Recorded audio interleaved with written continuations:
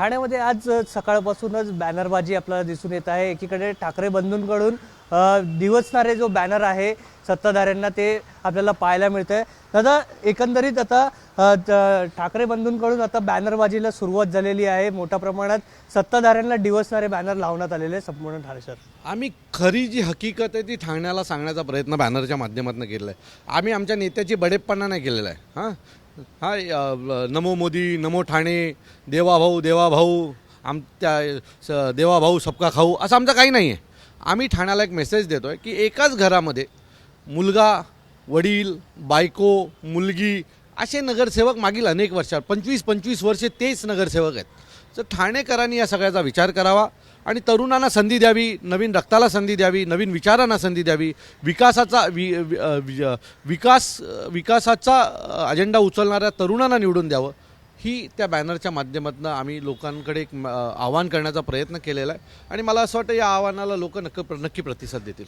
नक्कीच तुम्ही बंडखोरीला देखील तुम्ही आवाज उचलला होता, त्याबद्दल काय सांगाल? मला असं वाटतं की जे काही बिनविरोध झालेले आहेत त्या बिनविरोधांची पुढची निवडणूक सोपी नाही। महापौरच्या निवडणुकीला ते मतदान करतील का याची खात्री नाही, कारण महाराष्ट्र नवनिर्माण सेना ही या सगळ्यांच्या पाठी लागलेली आहे। कोर्ट आमच्यासोबत उभं राहील किंवा न्यायालय आम्हाला न्याय देईल अशी आम्हाला अपेक्षा आहे। नक्कीच दुसरीकडे जर पाहिलं की आज राज ठाकरे हे ठाण्यामध्ये येतात, त्याची तयारी चालू आहे आणि दुसरीकडे पक्षाकडनं बॅनर देखील लावण्यात आले, काय सांगाल? मला असं वाटतं की हे जे बॅनर आहेत, मी परत सांगतो, हे बॅनर आहेत हे ठाण्यात जनजागृती करणारे आमचे बॅनर आहेत, ना की आमच्या नेत्याची बडेपण करणारे बॅनर आहेत। त्याच्यामुळे खरं तर ठाण्यात बॅनर काय लागले पाहिजे, तर आम्ही ठाण्याला काय देणार आहोत हे ठाण्याच्या बॅनरच्या माध्यमातून आलो पाहिजे ना। बडेपणा कसला चालू आहे तुमच्या नेत्यांचा? नमो ठाणे म्हणजे काय? नमो ठाणे म्हणजे काय, जरा त्याचा अर्थ सांगावा। ते नमो ठाण्याच्या ऐवजी तर तुम्ही केंद्रातनं निधी आणून ठाण्यात काय करणार आहात हे जर लिहिलं असतं तर ठाणेकरांना आवडलं असतं। पण हे नेत्यांच्या बडाया करणं, धार्मिक तेढ निर्माण करणं, हे जे ह्या ज्या गोष्टी ते करतायत ना, ते मला वाटतं ठाणेकर यावेळेला त्यांना त्यांची जागा दाखवेल।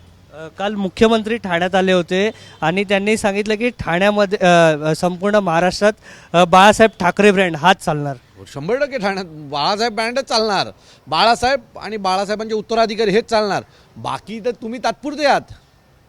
देवाभाऊंनी लक्षात आणलं पाहिजे की ज्या वेळेला 2019ला मुख्यमंत्री पदावरनं उतरल्यानंतर 24पर्यंत त्यांची महाराष्ट्रातली परिस्थिती काय होती, पण त्यावेळेला पण राज ठाकरे टायगर म्हणूनच महाराष्ट्रात फिरायचे हो। त्यामुळे तुम्ही लक्षात ठेवा तुमचं काय होणार आहे। ठाकरे तिथेच राहणार आहेत। ठाकरे आमदार असो, खासदार असो नसो, ठाकरे ब्रँडच आहे। महाराष्ट्रात एकही आमदार नसलेला राज ठाकरे वाघासारखा फिरतो आणि 135 आमदार असलेल्या माणसाला सिक्युरिटी घेऊन फिरावी लागते। नक्कीच दुसरीकडे आता महापौर कोणाचा बसणार यावरून शिवसेना मनसेचाच बसणार, कारण मोदी साहेबांनी पण आता त्यांना पण कळलं म्हणून त्यांनी त्यांची सभा रद्द केली। त्याच्यामुळे मोदी साहेबांना पण कळलं की मुंबईमध्ये काही बदल होणार नाही। मुंबई ही मराठी माणसाकडेच राहणार, ठाकरेंकडेच राहणार। नक्कीच मुंबई ही मराठी माणसासोबतच राहणार आणि ठाकरेंसोबतच राहणार असं एकंदरीत अविनाश जाधव यांनी आपल्याला बोलताना सांगितलेलं आहे। व्हिडिओ जर्नलिस्ट विनय राजभरसह हितेश पांचाळ, एबीपी माझा, ठाणे। एबीपी माझा, उघडा डोळे बघा नीट।